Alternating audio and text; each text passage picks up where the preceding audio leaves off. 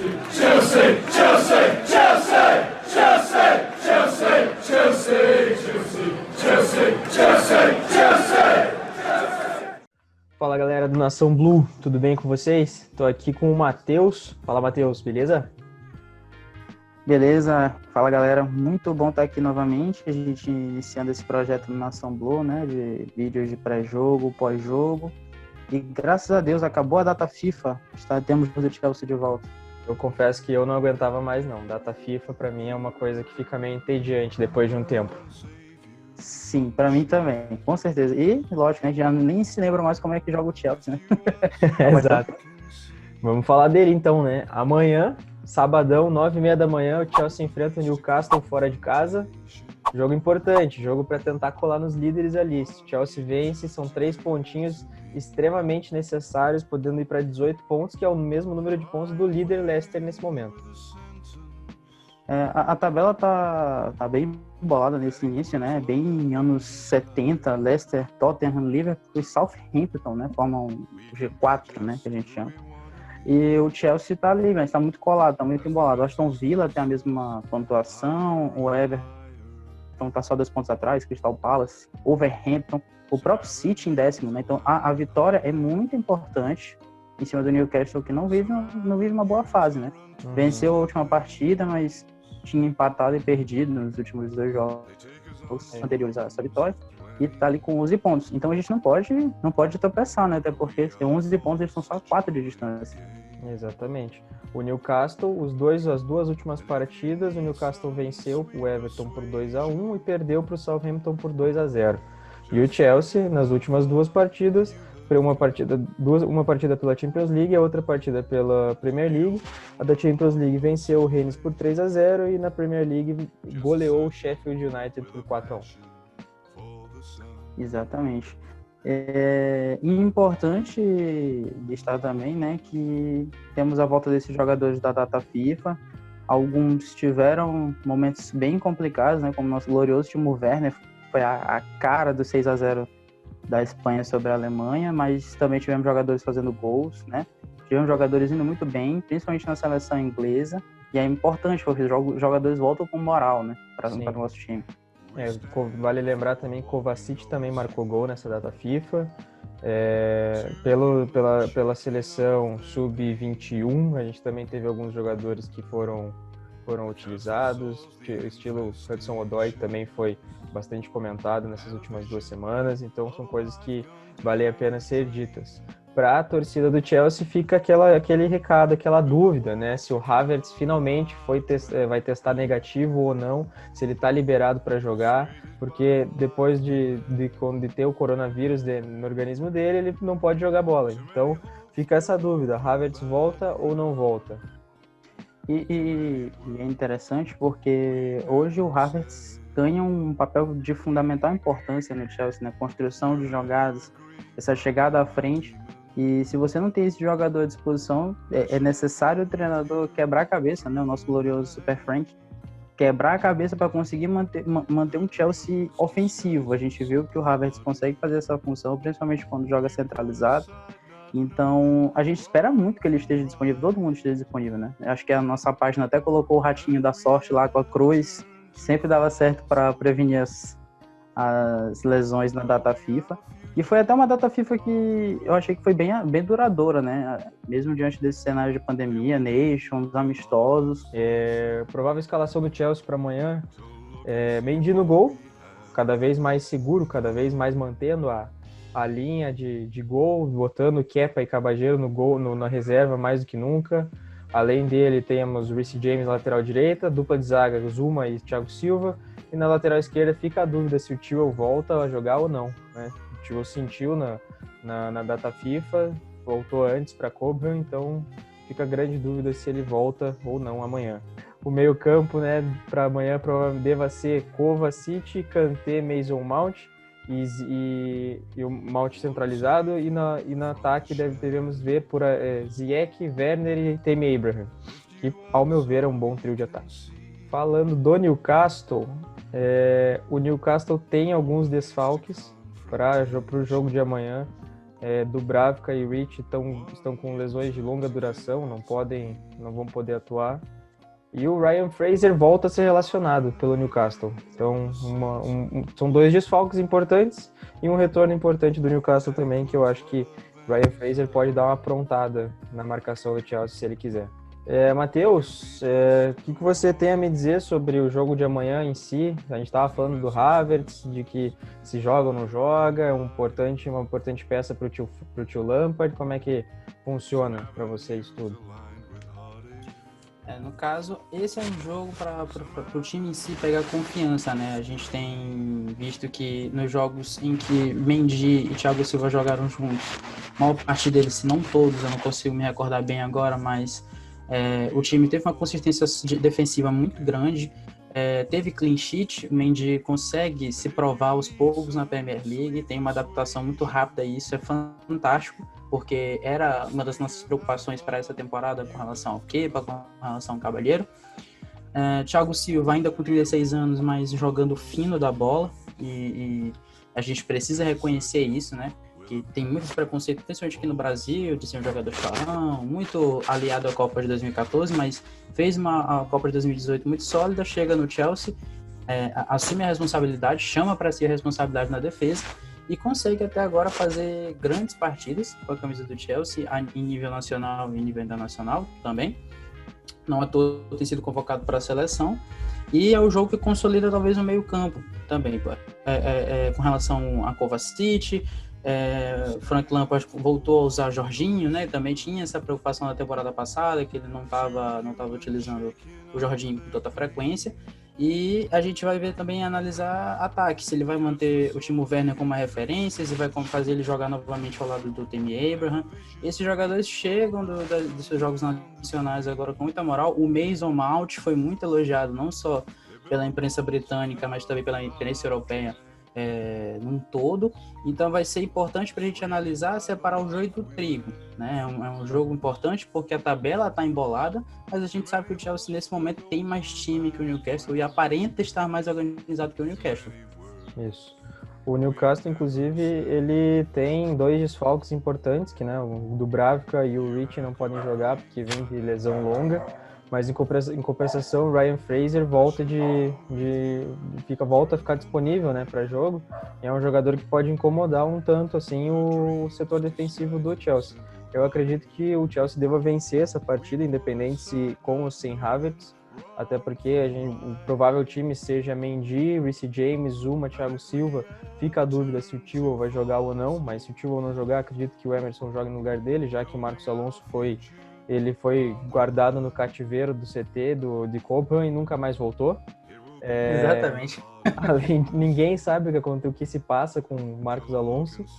E além do meio para frente, a gente provavelmente deva ver Kovacic, Kanté e Mason Mount, Hakim Ziyech, Tammy Abraham e Timo Werner. Então eu acredito que do meio para frente a gente está tranquilo. Não tem por que ter muito medo, não tem por que o Newcastle surpreender. Vale ressaltar que a última vez que a gente falou isso, o Chelsea tomou 3 gols do West Brom, mas eram outros tempos, o Chelsea parece muito mais organizado, parece que o setor defensivo finalmente encaixou, então eu acho que não dá... Pode ser que dê ruim? Pode ser que dê ruim, futebol é imprevisível, mas Exatamente. Eu aposto na vitória. Eu acho que amanhã vem 3 pontos. Eu também aposto na vitória. Lógico que a gente não tá cravando aqui também que vai ser um show, é como você disse, né? O futebol é extremamente imprevisível, pode acontecer de tudo. Amanhã pode estar todo mundo acordado com o Dia das Bruxas ali e o jogo em si não funcionar. Mas a gente se sente aliviado por, nesse momento, no sistema defensivo, você ter um goleiro no minimamente decente, você ter um zagueiro que consiga controlar a parte psicológica ali, organização. O Thiago é um cara que é extremamente profissional, a gente consegue observar isso. E você tem um lateral esquerdo que jogue o fino da bola como joga bem o Kepa, né? A gente tinha essa dúvida se ele vindo do Leicester já ia conseguir se organizar ali no Chelsea, se não ia sentir o peso de estar jogando com mais pressão, né? Principalmente numa posição que é extremamente deficitária no Chelsea, que você não tem confiança no Marcos Alonso, você não tem confiança no no Emerson Palmieri, e quem jogava era o Aspilicueta. E hoje você tem o Ben Chilwell, que é um cara que chega muito no ataque, é um cara mais inteligente e muito bom na parte defensiva, né? Uhum. No meio campo, no meio para frente, eu realmente não tenho nenhuma preocupação. Ziyech jogou muito também na data FIFA. Marcou gol. Chega agora com muita moral. E é um cara que eu tô vendo desabrochar ainda aos poucos. Eu acho que ainda vai jogar muita bola pelo Chelsea. Kovacic, é o que eu sempre falo, a melhor decisão da carreira dele foi ter saído do Real Madrid ali, daquela reserva, e ele pegar mais responsabilidade no meio campo, como ele chegou no Chelsea para ser solução, e tem sido solução. Gosto muito do futebol do Kovacic. Um cara que consegue marcar, um cara que consegue também armar o jogo, tem uma transição, né, da defesa para o ataque muito, muito boa. Então são caras ali que passam confiança, e eu acredito sim que a vitória venha sem maiores sustos. Como eu te disse, o Chelsea é mais time e está mais organizado que o Newcastle nesse momento. Sim.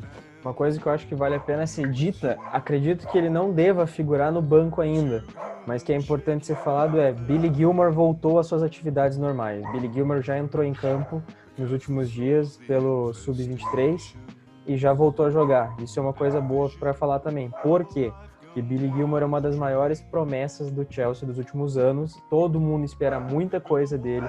Toda vez que ele entra em campo, que ele fica 5 minutos dentro de campo, ele já consegue entregar, a gente já consegue ver uns passes diferenciados, a gente já consegue ver um avanço. Porque todo mundo sabe, não dá para ficar contando apenas com o Jorginho. Não tem como. Só o Jorginho, na minha opinião, não dá. O Billy Gilmour é um garoto assim que me fascina os olhos, né? Colírio para os nossos olhos quando ele está em campo, porque é um rapaz jovem, muito jovem ainda, acho que ainda precisa amadurecer um pouco na parte muscular, né? Ganhar um pouco mais de corpo, mas você percebe a inteligência dele dentro de campo, quando pega a bola entre os zagueiros, sempre está organizando o time, ele sempre está apontando. Ele me lembra muito o Fábregas, no auge da sua passagem pelo Chelsea, né? Era um cara que gostava de comandar mesmo ali o meio campo, sempre estava cobrindo algum espaço no campo, extremamente inteligente, arrumando espaços. Eu confio muito no potencial dele, junto com outros garotos, como o próprio Reece James, como o Tammy Abraham, que já se provou na Premier League, o Mason Mount, que mesmo que boa parte da torcida ainda pegue no pé dele, é um rapaz que eu gosto muito do futebol dele, acho que agrega muito ao time, sempre também está se doando muito pelo time. Então, assim, ver todos esses garotos recebendo chances, como o próprio Zumar, como esqueci o nome do zagueiro agora, meu Deus, perdão. Quem? O Tomori, cara. Olha, eu esqueci o nome do Tomori. Ver o Zumar e o Tomori jogando juntos, mesmo com o Thiago Silva ali, né, também ganhando seu espaço, é muito bom. Você vê o Chelsea dando a oportunidade para essa garotada, mesmo depois da punição, é ótimo, é excelente, porque você vê que a filosofia do clube mudou. Antigamente a gente tinha essa mania muito de queimar jovens no Chelsea, não dar oportunidades, e hoje não. Esses jovens recebem as oportunidades, recebem responsabilidades para que eles consigam amadurecer da forma correta no clube. E isso é fantástico. Eu concordo. Eu acho que o Chelsea já tem muitos nomes aí que foram queimados aqui dentro e que hoje fazem muito sucesso fora. Podemos dizer, se a gente pensar grande, a gente pensa em De Bruyne, a gente pensa em Salah, a gente pensa em Lukaku. Pensando mais recente, a gente vê o Lamptey no Brighton também está jogando um bolão, ainda ele não teve oportunidade aqui, foi para outro time, um clube menor, mas mesmo assim ele não está sendo sondado pelo Bayern de Munique por nada, então o garoto realmente é bom. E eu vejo que o Lampard consegue dar essas oportunidades melhores para os meninos, e isso está sendo bem aproveitado. Eles podem não jogar bem em todos os jogos, mas que eles estão dando futuro, eles estão. E eu espero que o Chelsea amanhã faça uma boa partida, com calma, com cautela. Pode ser que não deixou, pode ser que não deixou, mas se conseguir os 3 pontos fora de casa vai ser essencial para o decorrer do campeonato, até porque, como você já mesmo falou, Manchester City está lá atrás, Manchester United está lá atrás, os outros times não estão tão bem assim. Eu não consigo imaginar que nessa temporada Southampton, Leicester, Aston Villa, eles vão realmente surpreender a temporada inteira. Eu acho que em algum momento esses times vão cair, assim como os outros vão crescer também. Mas tem que aproveitar também a fase de que o Liverpool está lotado de jogadores no departamento médico. Esse time vai cair de rendimento. E o Tottenham é o Tottenham, né? A gente sabe que ele sobe e desce, é uma montanha-russa incrível que o José Mourinho vive naquele time. Mas... E o Arsenal, eu prefiro nem falar nada. Não, o Arsenal é sensacional porque o trabalho do treinador deles acaba sendo bem superestimado, né, por uma ou duas partidas. E você vê o Lampard tentando manter uma consistência no Chelsea, um padrão de jogo, um estilo de jogo que não é tão reconhecido, né? Mas é aquela história, eles dão muita atenção para outros treinadores e o Lampard vai fazendo o trabalho dele ali na calada e você vê a evolução acontecendo, né? Uma das nossas grandes preocupações era o setor defensivo e aparentemente ele tem sido corrigido. Uhum. Mendy, queimei minha língua, confesso que fiquei de cabeça quentíssima na estreia dele contra o Tottenham por causa dos pênaltis. Fiquei putaço, mas hoje falo com total confiança que é um rapaz que eu admiro muito pelo trabalho, chegou, assumiu a titularidade, colocou o Kepa no bolso e você, quando você tem um goleiro de segurança, você consegue fazer o time jogar mais seguro, você consegue fazer o time jogar mais tranquilo, mais leve. E os resultados vêm tranquilamente. Exatamente. E quando a zaga encaixa ainda, a gente vê que tanto o Thiago Silva quanto o Zuma, eles não apoiam somente na defesa, mas quando eles vão para a área também a chance de bola parada é muito grande para fazer gol. E isso é muito importante. A gente vê os dois zagueiros têm feito gols. O Zuma, se eu não me engano, fez 2 ou 3 gols já. O Thiago Silva fez 1. Mas isso ajuda muito. E, como você falou, quando os jogadores confiam na defesa, eles ficam à vontade para atacar, e se precisar voltar, eles podem um pouco mais rápido, eles voltam, mais devagar tá tranquilo também. E nosso menino Kanté ali também salvando a pátria quando pode.